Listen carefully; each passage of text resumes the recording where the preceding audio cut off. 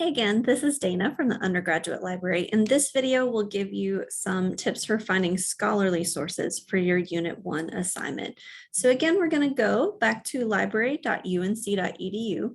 We're going to return to this eResearch by discipline page and look at the political science databases. So click on that link. Then you're going to scroll down and locate political science under humanities and social sciences. And this gives you all 73 databases that we have related to political science, but I wanted to focus on one that's in the top, recommended databases. So it's ProQuest Political Science. It will of course be linked in the box below for you. These resources are ones you will need to put in your onion and password to access if you're off campus. So similar to Articles Plus, you're able to click on the advanced search, and that will give you those multiple search boxes that you can combine with different search terms. So I went ahead and pre-filled this one in with abortion access and views. And again, if you would like, you can add a row and perhaps add the name of the demographic group that you're looking at. And that could help you, again, get better focused results. I'm going to hit search and see what we get. So I got over 9,000, actually almost 10,000 results. So I probably should add additional search terms. I can also use some of these filters here to help me get better results. So if I'm looking for scholarly sources, I do want to click on peer reviewed, and that will include only things from peer-reviewed scholarly journals. So no news articles, no websites, anything like that, just things from academic journals. I also may want to narrow the publication date because right now my results are going back to 1959. So maybe I'm more interested in current attitudes. So I want to focus it down to the last 5 or 10 years, something like that. You may also want to click on location and focus from there on the United States. If you're getting a lot of research related to attitudes in another country, and for this project, you really want to focus on attitudes here in the States, you can filter by location as well. So that might be really helpful. And that took me down actually to 908 results. So that's a little more manageable. What I recommend is skimming through the titles and seeing any results that immediately jump out at you that look helpful. From there, you may want to open up the full article itself. And to do that, you're going to click on the title. If you prefer, before you open the whole thing, you can click on abstract and details, and that will take you straight to the summary. If the summary sounds good and you decide you wanted to read that whole article, you can click on the full text PDF.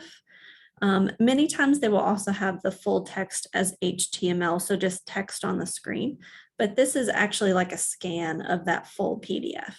This particular article is in English and Spanish, so that could potentially be helpful.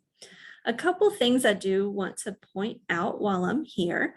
When you're citing scholarly sources, don't jump up to the web address bar. I guess I'll be over here, depending on where my little thumbnail video is, but don't jump up to the URL in the browser and copy and paste that. That URL is not stable and it's actually going to change. If I were to share it with my professor, it wouldn't be the same link. So Dr. Rivard would open it, but it wouldn't work for her because it's session specific to me using this database. What you want to look for is something called the DOI, and I'll zoom in a little bit so you can see it better. The DOI is going to always start with 10 points and then a long string of numbers or letters. And DOI is an acronym for Digital Object Identifier. Most scholarly articles have one, and it's much more stable than using a URL that may change. So if you can find it, use the DOI in your citation when you're citing research articles. If you're not able to find the full text of a journal article, so if you're scrolling and you find something that looks helpful, but you don't see the full text PDF, so actually I'm not seeing an example. We have the full text of all of these. But what would happen is you would open that article and you would hit a UNC Libraries page that says, I'm sorry, that article is not available. There will then be a section at the bottom that says request it from another library via interlibrary loan. And so that's a service that we have where if we don't own something here at UNC, we will find it from another library and get it for you. So it's a quick form that you can fill out. And if it's an article, you'll likely get the PDF in just a couple of days. It's usually a pretty quick process.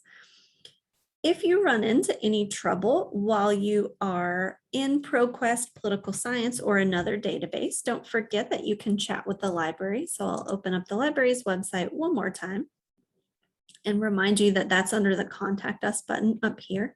So you can click there and chat with the librarian and say, I'm trying to locate articles on this topic, but not having success. And they may know of other databases or search tools that can help you out. Many of the search strategies, so using these filters, using and, or, and not, apply across all databases, regardless of the topic, but you may find more success using a subject-specific database rather than a big search tool like Articles Plus when you are looking for research in a particular discipline like political science. You want to have a little bit of a narrower view. Again, if you want any help, you're more than welcome to email me, chat with the libraries, or otherwise reach out, visit us at the library. I hope you have a smooth rest of your semester. I will also be visiting virtually with your class for Unit 2, so I look forward to seeing you then and hope you have a good day. Take care.